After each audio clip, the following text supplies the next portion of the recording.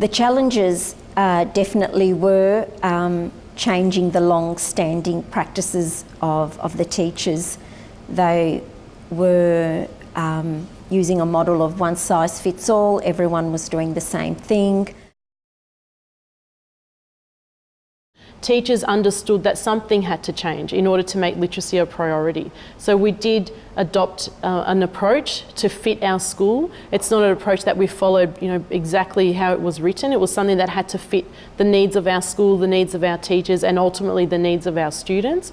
We also made sure that we had, I was working in classrooms or doing literacy walks during that literacy time, just to maintain that connectedness between what I was doing and what was happening in classrooms and what teachers were also talking about.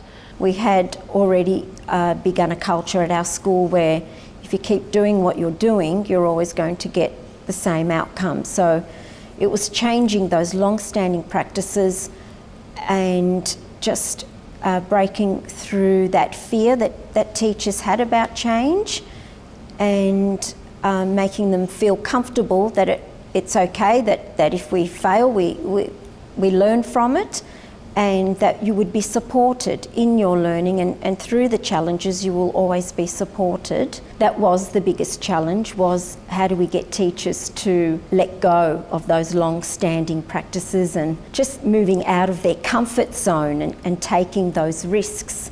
They were so entrenched in a model of one size fits all, busy kind of work. And we knew that if we were taking on, personalised learning and differentiated learning, well, what was happening in literacy just did not fit that model.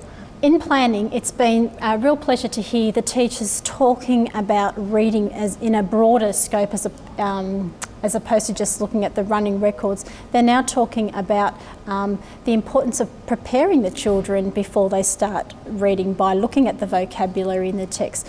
Or they're starting to talk now about the 3 cueing systems as opposed to solely relying on sounding out words. So it was pleasing to hear one of the teachers say that we are slowing things down and becoming more focused. So there's been that real shift in teacher practice and thinking. It's not a matter of just getting the task done, but more on how will this impact on my teaching and my planning for the particular students that I'm teaching. So I think in summary, planning has really changed, and it's more student driven, based on the actual data, and we've been spending time scaffolding the children as opposed to just moving on really quickly and getting the tasks done. Part of my role was to focus on teacher development, and the teachers now are doing their running records, and not because it's actually scheduled into the assessment schedule for twice a term and it's part of, this is what I have to do, but more now they see the need of completing running records to inform and drive their planning. They see a real need